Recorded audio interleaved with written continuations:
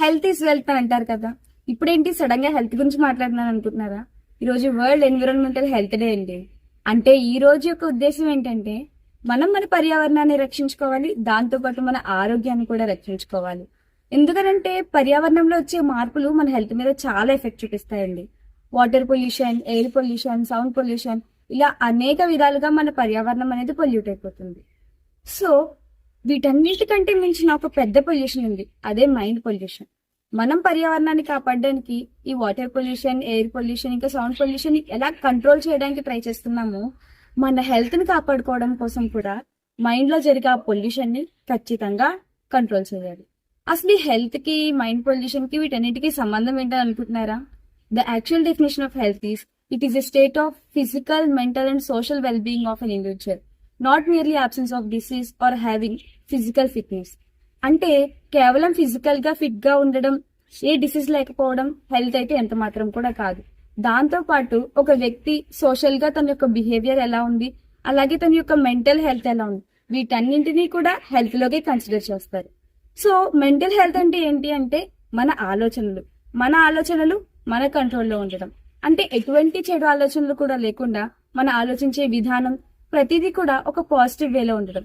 ఎందుకనంటే for example ఇనుము ఉందనుకోండి, దాన్ని ఎవరు నాశనం చేయాల్సిన అవసరం లేదు, దానికి పట్టిన తుప్పే దాన్ని నాశనం చేస్తుంది. అలాగే మనిషిని కూడా ఎవరు నాశనం చేయాల్సిన అవసరం లేదు, తనలోని చెడు ఆలోచనలే తనని నాశనం చేస్తాయి. సో ఎప్పుడైతే మనం మన ఆలోచనలను కంట్రోల్లో పెట్టుకోగలమో అది మనకి ఒక మంచి ఫ్రెండ్ లా ఉంటుంది. అదే మనం గనక మన ఆలోచనలని, మనసుని కంట్రోల్లో చేసుకోలేకపోతే అదే మనకి పెద్ద శత్రువు అయిపోతుంది. ఇది నేను చెప్పిన మాట కాదు, మన లిటరేచర్ అయిన వేదిక్ లిటరేచర్ ఒకటి చెప్తుంది. సో కాబట్టి మనం ఎప్పుడైతే మన ఆలోచనలను కంట్రోల్లో పెట్టుకుంటామో, అలాగే మన ఎన్వైరన్మెంట్ ని కూడా క్లీన్ గా, రెస్పాన్సిబుల్ గా చూసుకుంటామో, అప్పుడే మనం నిజంగా హెల్తీగా ఉన్నట్టు.